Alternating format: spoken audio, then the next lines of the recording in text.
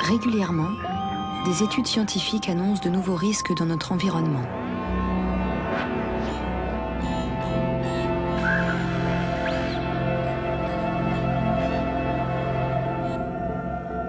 Symbole de la communication permanente et sans limite, le téléphone portable est aujourd'hui soupçonné de porter atteinte à la santé publique. Mais alors qu'on attend de la science un verdict définitif, les chercheurs sont face à un défi.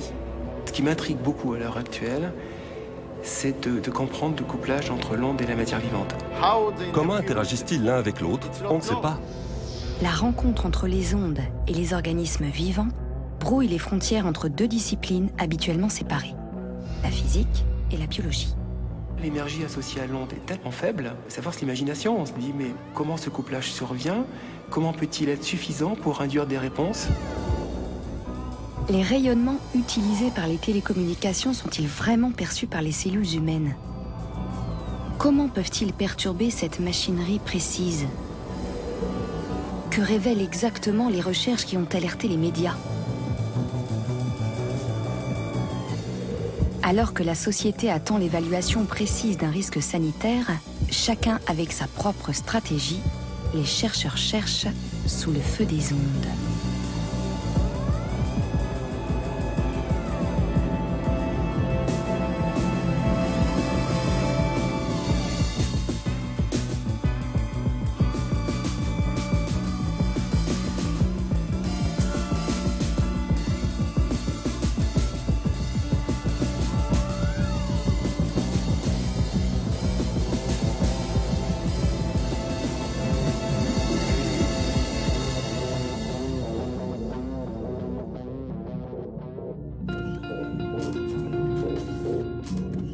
La diffusion industrielle des téléphones portables a commencé au début des années 90, sans études préalables sur leur impact sanitaire.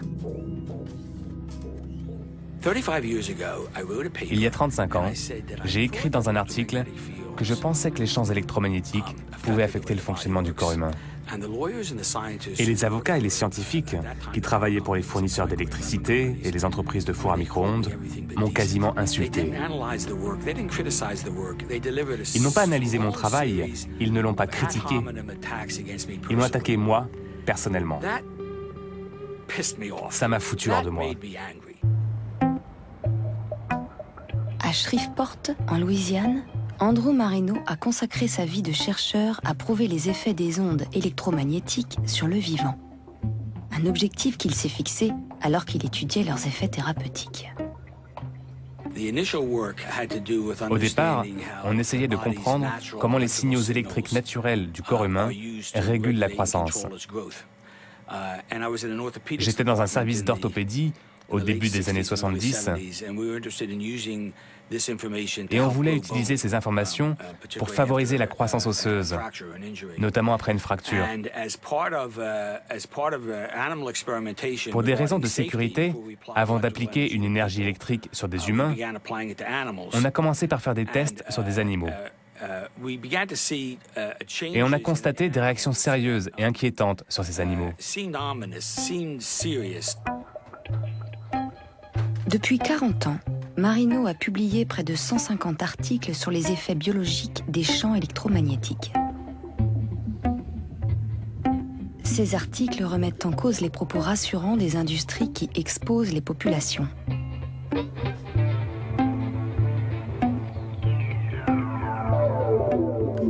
La multiplication des radiations artificielles a suscité depuis les années 60 plusieurs enquêtes sur les populations les plus exposées. Riverains d'aéroports ou de lignes à haute tension, personnel d'entreprises de télécommunications et particulièrement sur les militaires. Mais les études qui pointent des troubles fonctionnels ou des risques de maladies liés à des ondes de faible puissance sont systématiquement critiquées.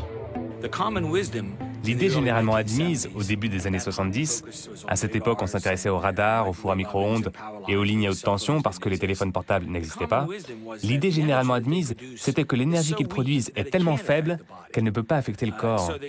La question qui s'est alors posée était de savoir si cette idée était vraie ou fausse.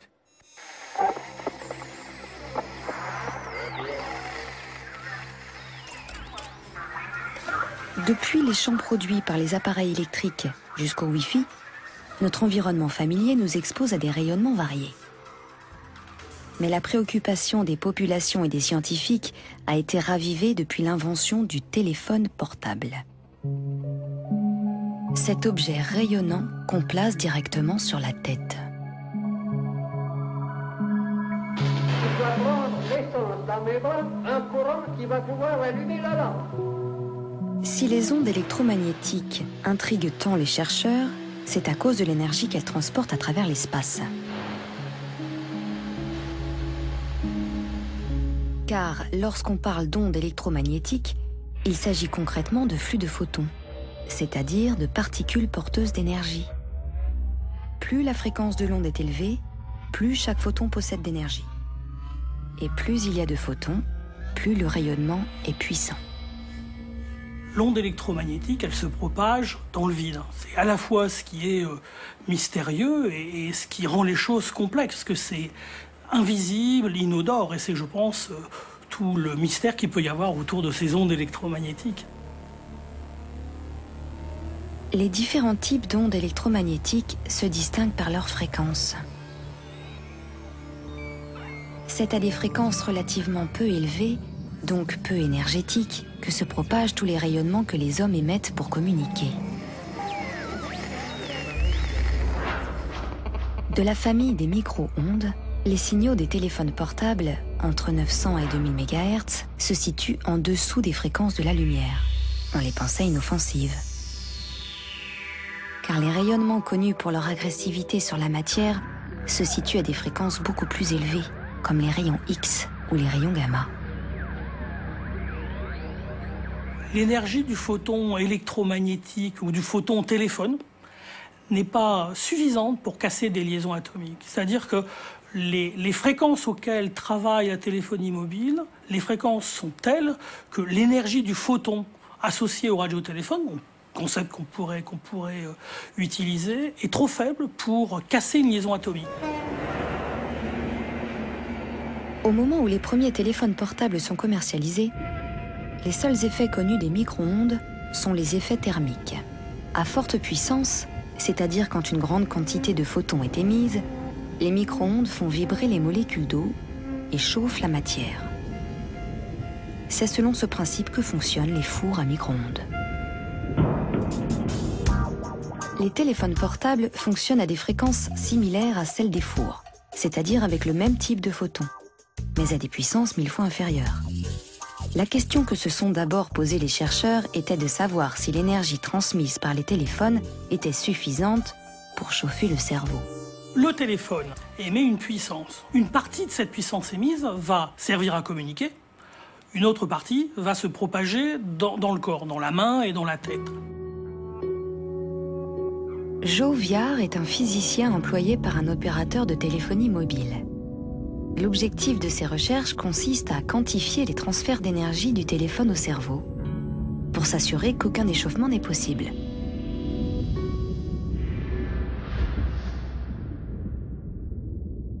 En mesurant des champs électriques dans un liquide, Joe Viard déduit la puissance absorbée par les 10 grammes de cerveau les plus exposés. Il détermine le DAS des téléphones, ou débit d'absorption spécifique. Suivant les individus, cette puissance absorbée va être variable. Il fallait trouver une méthode qui nous donne non pas la valeur exacte pour le téléphone, mais une borne supérieure. Donc on a défini, au niveau international, on a défini un fantôme, des liquides et des positions de test qui garantissent que la mesure du DAS avec ce fantôme et dans ces conditions-là donne une valeur maximale. Le DAS inscrit sur la notice des téléphones indique la puissance maximale absorbée par le cerveau. La limite légale du DAS, fixée à 2 watts absorbés par kilogramme de matière, assure aux utilisateurs de téléphones qu'aucun échauffement conséquent n'est possible, contrairement à ce que suggère cette publicité truquée diffusée par un fabricant d'oreillettes.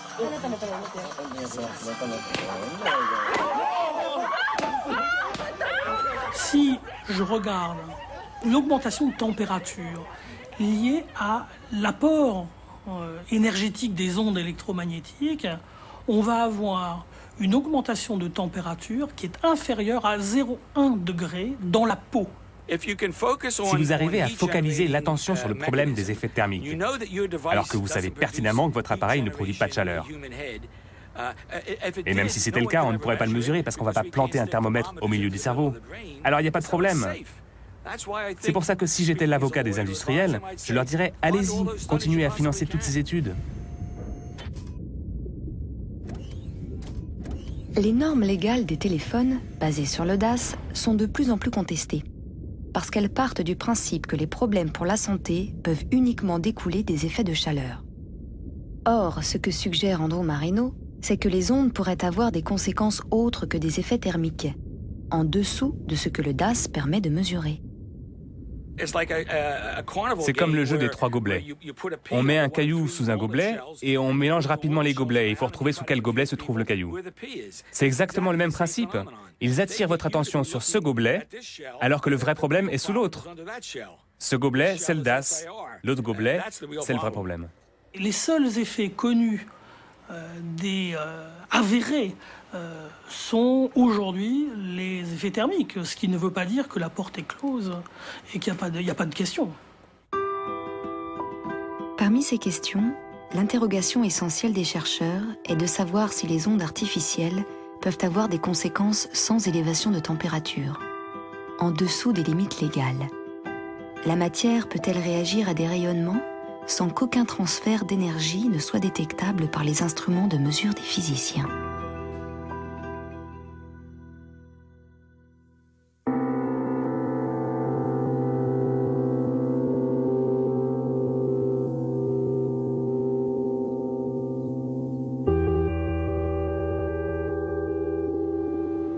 Dans ma recherche, je m'intéresse à l'impact des facteurs environnementaux sur la physiologie des plantes. Alors, le cas des plantes est particulièrement intéressant à considérer puisque ce sont déjà des êtres vivants qui sont spécialisés dans le captage de rayonnements électromagnétiques, la lumière par exemple. Donc on trouvait intéressant de voir cette capacité à percevoir le rayonnement électromagnétique pouvait s'étendre à des fréquences différentes. L'expérience d'Alain Vian sur des plants de tomates aura un retentissement considérable.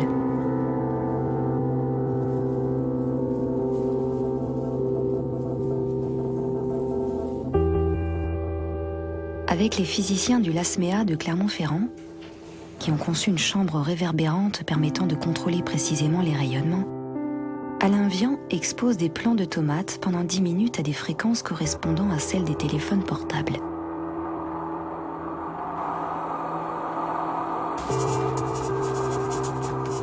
Les niveaux de puissance auxquels il soumet les plantes se situent en dessous des limites légales du DAS afin d'éviter tout effet thermique.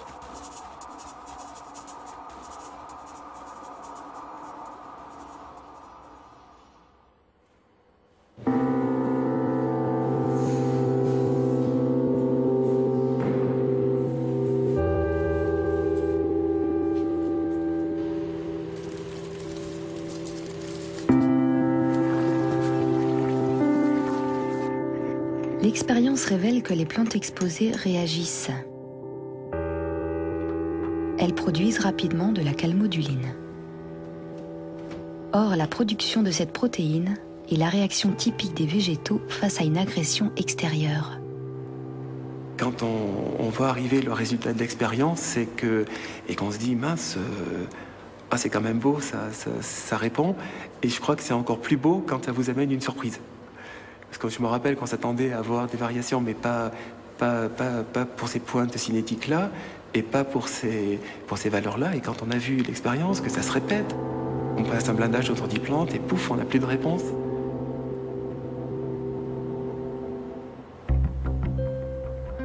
Estimé par l'Académie des sciences et largement cité dans les revues internationales, les résultats établis par l'équipe de Vian remettent en cause un dogme scientifique. Les organismes vivants peuvent réagir à des rayonnements sans transfert d'énergie mesurable. Je crois qu'il faut bien garder mesure de ce qu'on montre.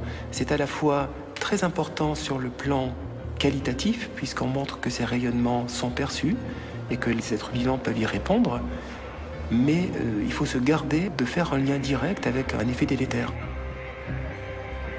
Malgré la réticence de son auteur à s'impliquer dans le débat sur le risque sanitaire, cette expérience fondamentale va être largement médiatisée et relancer les interrogations sur les conséquences des rayonnements artificiels. Les hommes sont-ils aussi sensibles que les plantes aux ondes électromagnétiques ?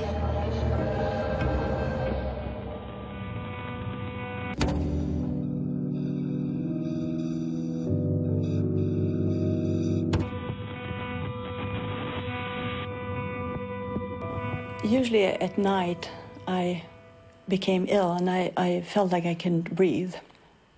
And sometimes I had a panic, I had to sit up. And I started to feel that I had problems falling asleep because I was afraid that I would stop breathing. I'm rather isolated at home. I can't go anywhere. I can't visit friends and so on longer. I have changed occupation because of my electrohypersensitivity.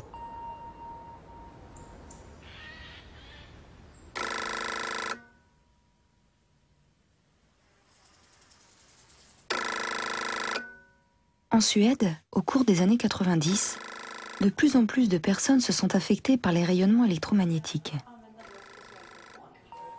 Telles des réactions allergiques, les affections qu'ils décrivent les contraignent à s'équiper de protection, à s'exiler, à se couper physiquement d'un monde devenu hostile.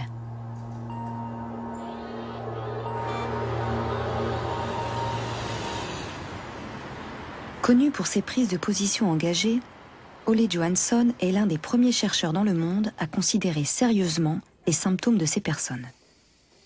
Après avoir mené des études sur des cellules de peau de personnes irritées par les écrans d'ordinateur, il est devenu une figure historique du débat sur les rayonnements artificiels, en militant pour la reconnaissance sociale de ces symptômes et en leur donnant un nom générique, l'électro-hypersensibilité.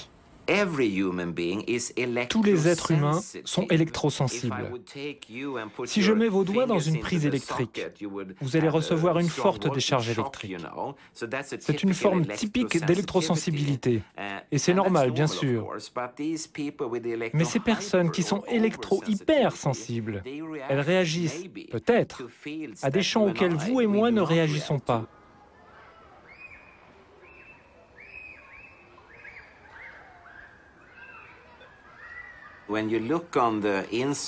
Quand on regarde le nombre de cas, il y a des augmentations très nettes. Par exemple, en 1997, c'est le moment où les techniques numériques ont commencé à être utilisées dans les télécommunications mobiles en Suède. Et pour une raison ou pour une autre, le nombre de personnes se plaignant s'est mis de nouveau à augmenter. L'électro-hypersensibilité est reconnue en Suède comme un handicap.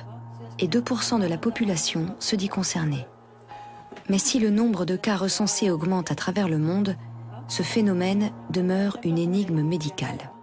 If I know or can figure out what happens in the body, then I can also hopefully try to do something about it.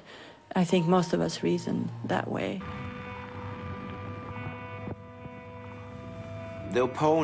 Ceux qui se sont opposés à cette théorie, ceux qui, dès le départ, n'y croyaient pas, ils disaient que ça concernait seulement des femmes ménopausées, qu'elles imaginaient tout ça, ou qu'elles souffraient de troubles psychosomatiques, ce qui aurait pu être le cas, sauf que, quand les cas se sont multipliés, ces arguments ne tenaient plus.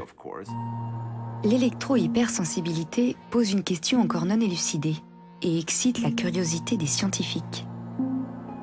Car jusqu'à présent, aucune étude de laboratoire n'a prouvé clairement le lien entre l'exposition et l'apparition des symptômes.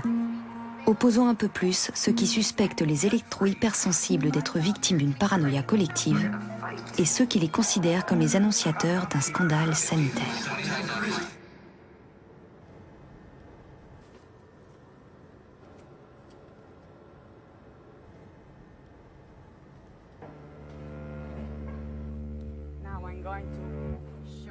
Les études que mène Andrew Marino se penchent sur la capacité qu'a le corps humain à percevoir des signaux de très faible puissance. Pendant 20 minutes, Marino isole ses cobayes humains des interférences de l'environnement. Le sujet est soumis à la seule stimulation d'un champ électromagnétique extrêmement faible. Le but de cette étude est de prouver de manière définitive que les champs électromagnétiques pénètrent le corps humain et qu'ils sont détectés, probablement dans la tête, ce qui entraîne des changements dans l'activité électrique du cerveau.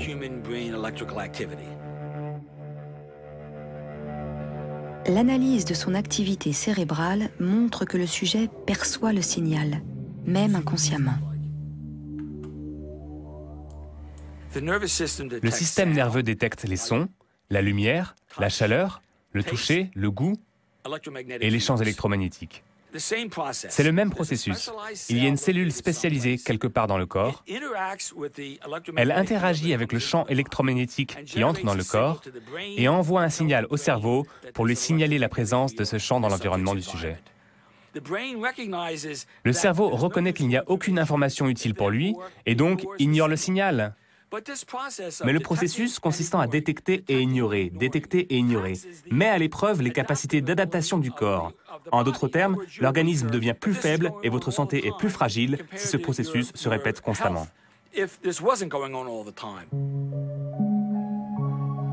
Selon Marino, les hommes réagissent aux ondes électromagnétiques comme aux autres stimulations de l'environnement. Mais cette hypothèse originale souffre encore des moyens limités dont il dispose pour étendre ses recherches. À ce stade, malgré les indices qui s'accumulent, la sensibilité des hommes n'est pas unanimement reconnue par la communauté scientifique.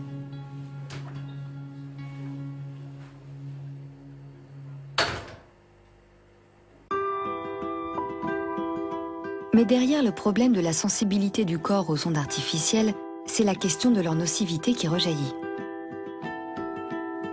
Les ondes artificielles posent-elles un problème majeur de santé publique? Les États lancent de vastes programmes de recherche. Les scientifiques sont sommés de donner rapidement des réponses définitives.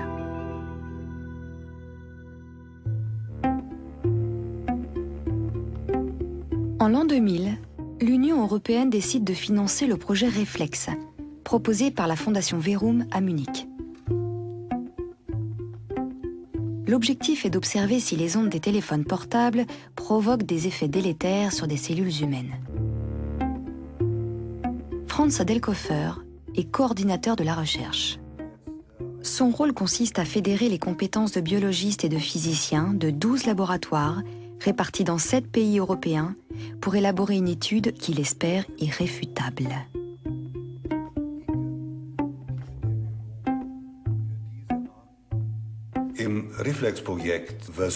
Avec le projet Reflex, nous avons cherché à savoir si les ondes des téléphones portables étaient en mesure de générer des effets biologiques en dessous des limites légales.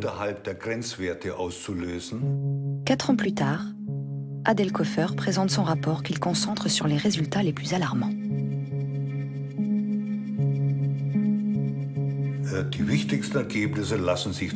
On peut résumer l'essentiel des résultats de la façon suivante. Les champs magnétiques de haute fréquence sont capables d'endommager les gènes.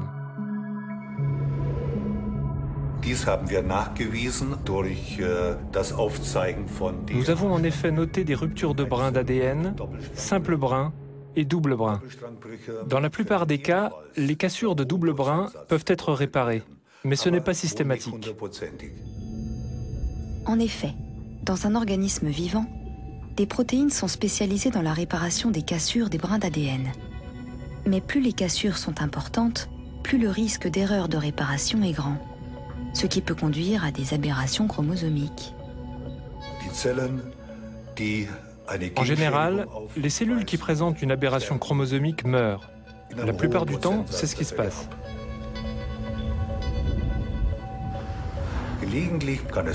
Mais parfois, il peut arriver qu'une cellule survive. Et alors, ça peut déclencher un processus cancéreux.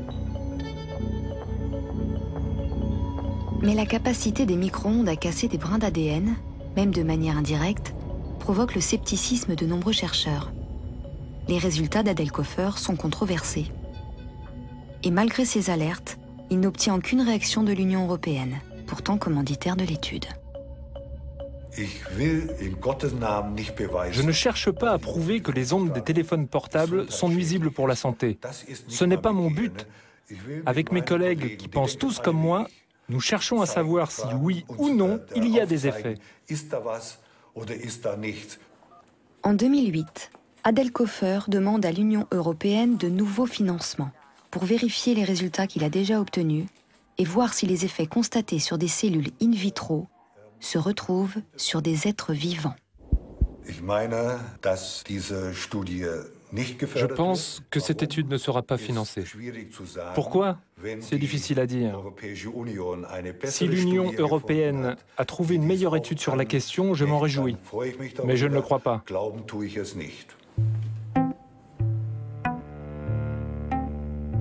Cependant, partout dans le monde, des expériences convoquent la multitude des cobayes de laboratoire et soumettent à toute la panoplie des micro-ondes et cherchent la plupart des maladies connues.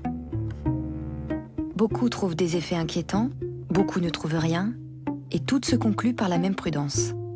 De nouvelles recherches sont nécessaires.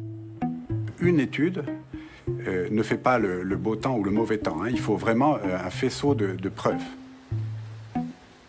En France, à Bordeaux, l'IMS est réputé pour refaire les expériences des laboratoires qui ont trouvé des effets néfastes et contredire leurs résultats.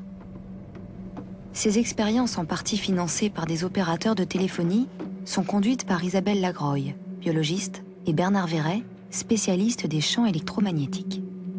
Dans notre laboratoire, pratiquement la moitié de nos projets sont des études de réplication de résultats établis par d'autres. Pourquoi on insiste autant sur la réplication?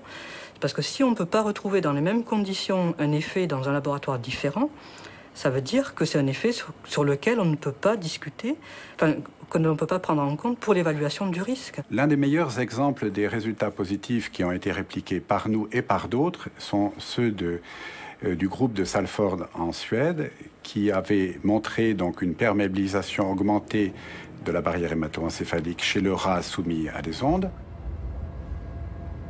Et les résultats que nous sommes en train de publier, mais qui ont été rapportés en congrès, sont négatifs. On est incapable de répliquer les résultats de Salford. C'est à Lund, en Suède, que parallèlement à son activité de neurologue, Lev Salford conduit des recherches sur des cerveaux de rats. Et plus précisément, sur leur barrière hémato-encéphalique.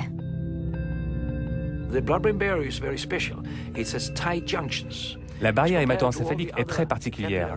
Sa paroi est très dense comparée aux autres vaisseaux du corps. Le cerveau a des cloisons très spéciales qui empêchent les substances de fuir. La barrière hémato-encéphalique empêche le passage de substances contenues dans les vaisseaux sanguins vers les tissus du cerveau. Or, après avoir exposé les animaux pendant 2 heures à des rayonnements de téléphone portable, Salford constate que la barrière hémato-encéphalique devient perméable chez un tiers des rats exposés, ce qui provoque la fuite d'albumine. À la fin des années 90, après avoir étudié 1500 ou 1600 rats, nous sommes arrivés à la conclusion, et c'était très net, qu'il y a bel et bien une fuite d'albumine dans le cerveau des rats et dans les neurones. Ces fuites peuvent être la cause de migraines, ou même, selon Salford, de destruction de neurones. Des lésions neuronales peuvent aussi être responsables du développement de tumeurs. Des tumeurs à la fois bénignes et malignes. On se dit, bon, là, vraiment, la barrière hémato-encéphalique, si c'est vrai, si c'est reproductible, il faut vraiment en tenir compte. On essaie de le reproduire, d'autres essaient de le reproduire, et on ne retrouve pas la même chose. L'impact des ondes électromagnétiques sur la barrière hémato-encéphalique a pourtant bien été confirmé par plusieurs autres équipes dans le monde. Sur la quinzaine d'études menées, la majorité constate ce type d'effet.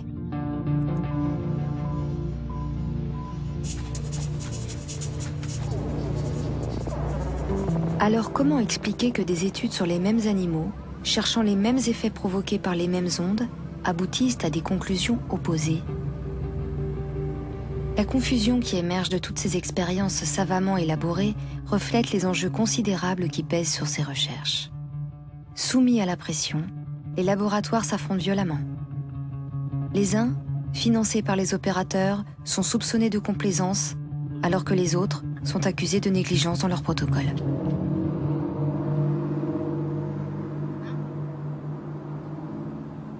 Les données s'accumulent, mais la société attend toujours un verdict définitif. Quelles conclusions tirer des milliers d'articles publiés jusqu'à aujourd'hui? À partir de la même base de données, les interprétations divergent d'un chercheur à l'autre. Et la vérité scientifique nous échappe. De cette confusion émerge une question essentielle. Quel est le niveau d'indice suffisant pour alerter l'opinion publique? Si vous avez 5000 publications dans des revues scientifiques reconnues et que ça ne suffit pas, alors combien est-ce qu'il en faut? Il en faut 5001? 5002? Quand est-ce que c'est suffisant? Et qui doit décider? La base de connaissances que l'on a maintenant, si les donneurs d'alerte se donnaient la peine de l'éplucher, de vraiment approfondir, pourraient constater qu'il n'y a pas lieu à des alertes majeures en ce moment. Aujourd'hui, il y a un très grand nombre d'expériences qui montrent qu'il y a quelque chose. Et je pense qu'il est du devoir des gouvernements, des États et des autorités de prendre en compte sérieusement ces résultats. En 2007, un rapport indépendant, Bioinitiative, provoque l'attention de l'opinion internationale. Il compile les résultats les plus inquiétants de 1500 études et extrapole à l'homme une multitude d'effets nocifs, notamment des troubles cognitifs ou du sommeil, des perturbations hormonales qui pourraient se traduire en cancer du sein, des risques de maladies neurodégénératives, différents types de tumeurs cérébrales ou des glandes salivaires, des troubles du rythme cardiaque, des perturbations du système immunitaire ou même une baisse de la fertilité.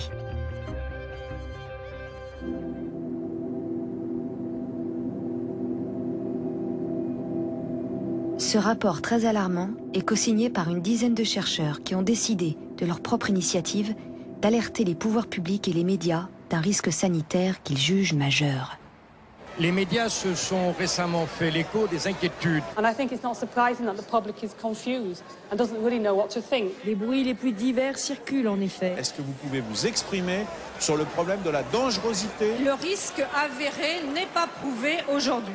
La position délicate des gouvernements face à un risque imprécis se traduit parfaitement dans un concept en vogue, le principe de précaution. We really need to ensure that the precautionary approach is taken. We also need proper research centres to be set up to ensure that the real effects of this kind of non-ionising radiation are actually properly examined by independent assessors. Mais le principe de précaution révèle surtout un état de fait. La recherche sur les risques sanitaires court toujours derrière les innovations technologiques. Partagée entre l'urgence de la situation et le détachement nécessaire, la recherche fondamentale tente de comprendre comment les cellules peuvent réagir aux ondes.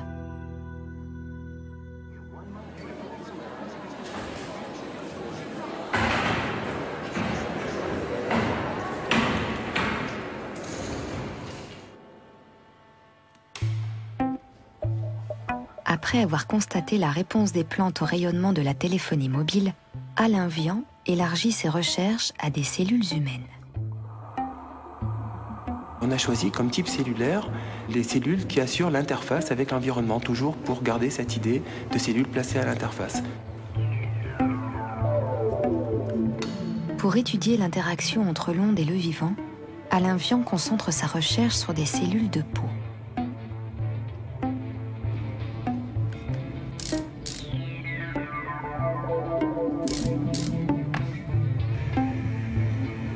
La première étape de l'expérience consiste à voir si les cellules exposées déclenchent un mécanisme d'adaptation en réaction au rayonnement. Car en permanence, les cellules qui nous composent s'adaptent aux contraintes de leur milieu. C'est dans ce but qu'elles produisent des protéines, qui sont les ouvrières de la cellule. Par exemple, lorsque la température autour de la cellule est trop élevée, un gène spécifique est activé pour produire des protéines qui vont tempérer la cellule.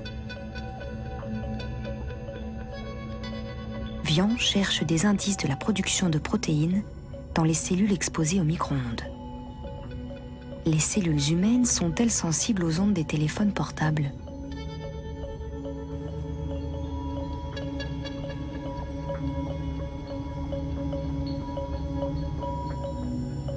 Alors, on vient d'avoir les premiers résultats. Donc, la réponse est oui. Mais avec des caractéristiques qui sont quand même différentes de celles des plantes. En particulier, la réponse est plus lente à s'établir. On est à peu près un facteur 2 à 3 fois plus lent. Les cellules réagissent 1 heure après l'exposition. Ces résultats montrent la sensibilité des cellules humaines à des rayonnements comparables à ceux de notre environnement. Le fait qu'on observe une réponse, pour moi, ça veut simplement dire que le rayonnement est perçu. Maintenant, il faut apprécier la diversité de ces réponses. Donc, c'est la raison pour laquelle on a engagé la construction d'une biopuce. Cette découverte ouvre la voie à de nouvelles recherches pour comprendre les conséquences de cette sensibilité. En exposant une biopuce sur laquelle chaque gène humain est isolé, l'équipe de Vian pourra identifier la totalité des réactions que les cellules humaines pourraient mettre en œuvre. On va pouvoir déterminer quels sont les gènes qui sont réprimés et quels sont les gènes, au contraire, dont l'activité est augmentée par l'exposition. Cette information, elle peut être reprise par d'autres équipes dont le métier est de faire des risques sanitaires. Ils peuvent dire, tiens, oui, on n'avait pas pensé à regarder cette voie métabolique. Est-ce que, si on regarde cette voie métabolique, on peut tirer des conclusions, ou pas d'ailleurs,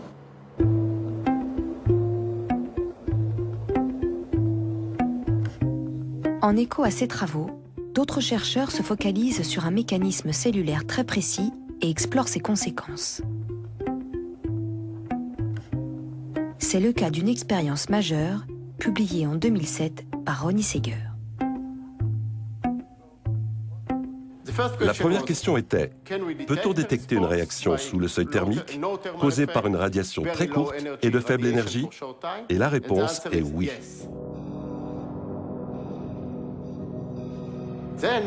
Alors, on s'est posé la question suivante. Quel est le mécanisme qui permet à la cellule de sentir cette radiation très faible et de la transmettre à l'intérieur de la cellule?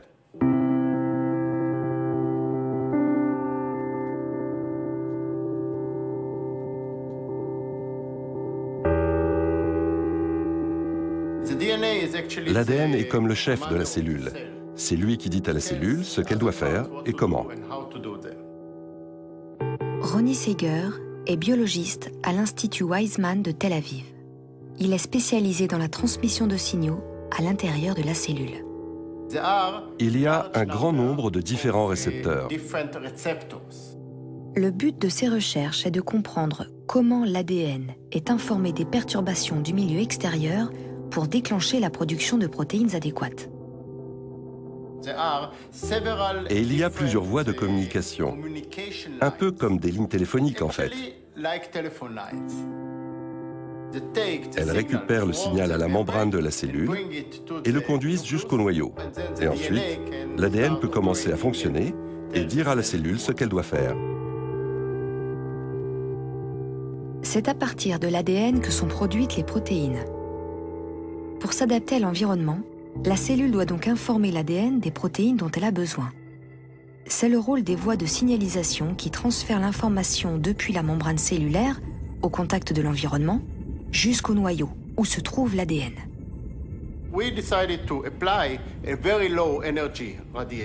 On a soumis la cellule à une radiation très faible, très inférieure à celle des téléphones portables, pendant des temps très courts, 5, 10 et 15 minutes, pour observer d'éventuels changements dans les voies de signalisation. Or, Lorsque Seeger soumet la cellule au rayonnement, il découvre la suractivation systématique d'une voie de signalisation particulière. On a pu identifier l'activation de cette voie, qu'on appelle cascade, parce que c'est une réaction en chaîne. Le caractère exceptionnel de cette découverte s'explique par la complexité de cette voie de signalisation.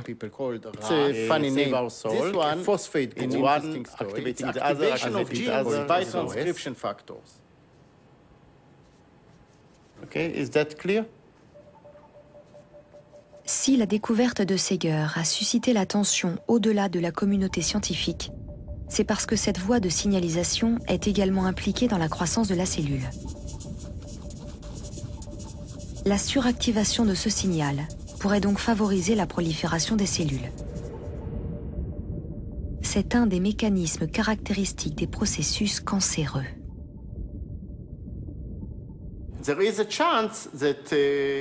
Dans certaines conditions très spécifiques, encore une fois, je ne veux pas faire peur pour ce type de radiation très faible. Mais dans certaines conditions, il est possible qu'elles favorisent le développement de cancer. Elles ne provoquent pas le cancer, mais elles peuvent le favoriser.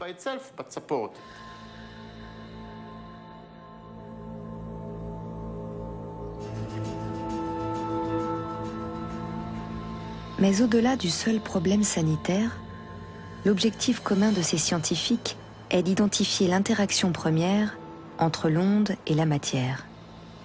La transformation de l'énergie physique des ondes de téléphone en processus biologique.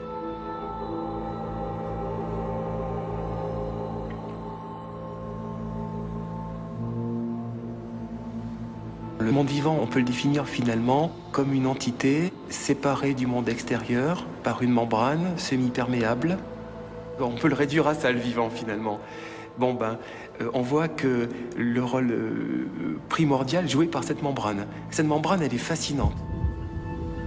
Tout se jouerait au niveau de la membrane semi-perméable. L'interface entre un monde perturbé et l'équilibre régulé de la cellule. Où se trouve l'interface entre la réponse physique, la radiation, et la réponse biologique, à savoir la protéine. Quelque part, dans la membrane de la cellule, se situerait une protéine capable de détecter les ondes. Pour l'identifier, l'équipe d'Andrew Marino se penche sur le cas du Cryptopterus. Ce poisson, extrêmement sensible aux champs électromagnétiques, est capable de détecter les fluctuations infimes du champ magnétique terrestre. En appliquant des charges électriques extrêmement faibles à la surface des cellules spécialisées de ce poisson, Marino tente de localiser le premier récepteur. Dans la membrane de cette cellule se trouve une protéine spécialisée qui détecte les champs très très faibles. On s'attend à trouver la même protéine quand on la cherchera dans le cerveau humain. C'est très important, parce que si on peut l'identifier, alors on pourra trouver des solutions à certains des problèmes que pourraient causer ces radiations. Seeger suppose qu'il s'agit de la protéine NADH. Son hypothèse est que la répartition des charges électriques de cette protéine pourrait être modifiée par les champs très faibles des micro-ondes et déclencher une réaction en chaîne.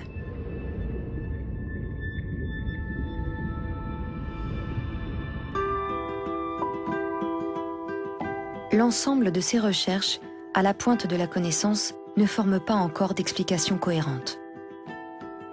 Mais, chacun dans leur domaine, les chercheurs cumulent des indices qui précisent peu à peu les interrogations sur les conséquences sanitaires des téléphones portables.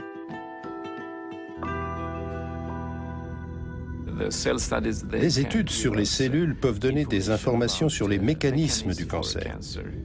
Mais si on s'intéresse aux risques pour la santé, alors l'épidémiologie est primordiale parce qu'elle a affaire directement à des êtres humains et non pas à des animaux et à des cellules dans des laboratoires. À Örebro, en Suède, Lena Ardell entreprend régulièrement des recherches pour identifier les causes des cancers de ses patients. À l'opposé des expériences de laboratoire, la démarche d'Ardell consiste à observer les hommes dans leur milieu naturel. Il conduit des enquêtes épidémiologiques. L'idée est née au début des années 90. Je faisais partie d'un groupe d'études nationales en Suède qui s'intéressait aux champs électromagnétiques produits par les appareils électriques et les lignes à haute tension, parce qu'il y avait le débat sur les risques de leucémie. Et quand on s'est penché sur les données, il nous a semblé qu'il pouvait y avoir un lien entre l'industrie électronique et les tumeurs cérébrales. Donc on a décidé de mener une étude là-dessus.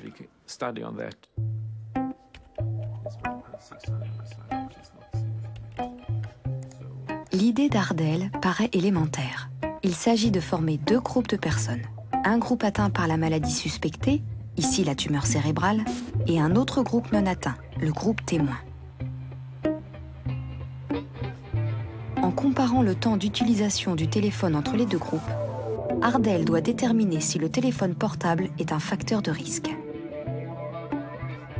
La difficulté principale de ces études statistiques consiste à récolter des informations précises. Combien de temps ces personnes ont-elles téléphoné ces 10 dernières années? Sur quelle oreille placent-elles généralement leur téléphone? L'étude d'Ardel, menée sur 4000 personnes, est la plus commentée dans le monde, car elle a été la première à constater une augmentation du risque de différents types de tumeurs cérébrales liées au téléphone portable. On constate qu'après 10 ans d'utilisation du portable, le risque de développer un gliome ou un neurinome acoustique augmente. Le risque de neurinomes acoustiques peut même survenir avant 10 ans d'utilisation. Mais le risque augmente avec le nombre d'années. Et les résultats sont les mêmes avec les téléphones sans fil qu'on utilise à domicile ou dans les bureaux. Néanmoins, il faut souligner que le risque individuel reste très faible, parce que c'est une maladie qui touche une personne sur 10 000. Donc, même si le risque est double, ça ne fait que 2 pour 10 000. Mais le problème, c'est que tout le monde est exposé aujourd'hui. Donc, même si le risque est faible individuellement, le nombre de cas sera important.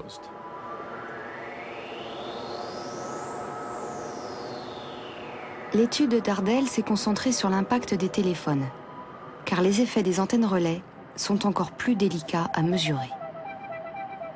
La puissance de leur rayonnement décroît très rapidement avec la distance. Les antennes relais nous exposent donc à des énergies beaucoup plus faibles qu'un téléphone posé sur l'oreille, mais de manière continue. Et jusqu'à aujourd'hui, aucune étude n'a réussi à évaluer clairement leur influence sur la santé. Ce manque de connaissances laisse la population et les médias sans outils rationnels pour expliquer la répétition de faits divers inquiétants.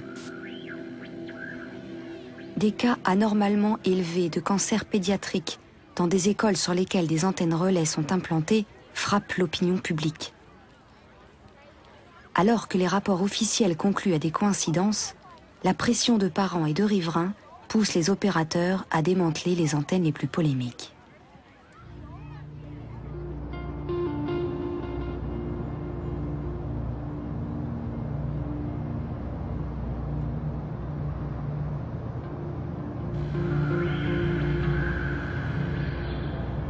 Après 15 ans de recherche, la sensibilité des cellules humaines aux ondes de téléphone portable est confirmée par de nombreuses études de laboratoire.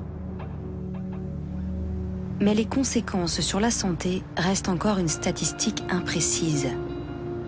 Si le risque de maladies graves, telles que les tumeurs cérébrales, semble faible pour l'individu, il pourrait être significatif à l'échelle de 3 milliards d'utilisateurs. Quant aux symptômes chroniques liés à l'électrosensibilité, ils sont de plus en plus souvent répertoriés. Mais l'impact réel du brouillard électromagnétique se fond encore dans la multitude des craintes que nous inspire notre environnement.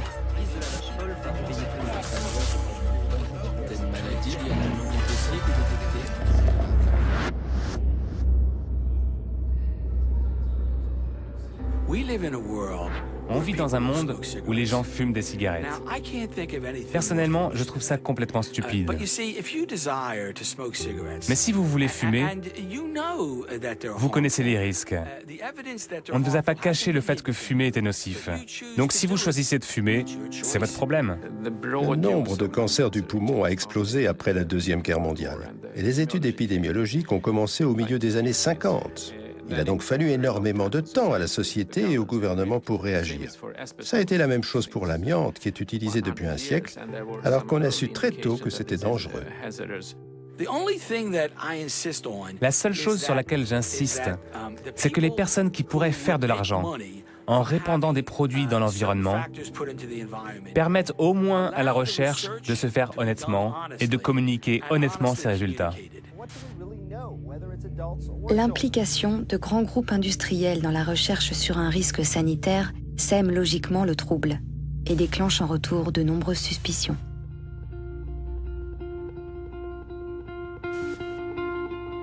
Au strict débat scientifique, se sont peu à peu substituées des stratégies de communication, comme si les exagérations de certains pouvaient compenser les dissimulations des autres. Chaque cellule de son organisme est le siège d'un courant de haute fréquence qui est fermé sur lui-même. L'histoire dira qui avait raison et qui avait tort. J'ai été le premier à démontrer que l'agent orange était cancérigène et on a été très violemment attaqué à l'époque. Et aujourd'hui, l'histoire se répète. Dans le débat récurrent sur les risques sanitaires, on attend de la science des conclusions définitives. Mais dans un domaine de recherche nouveau, où les disciplines s'entremêlent, où des intérêts économiques sont impliqués, le discours scientifique est en partie brouillé.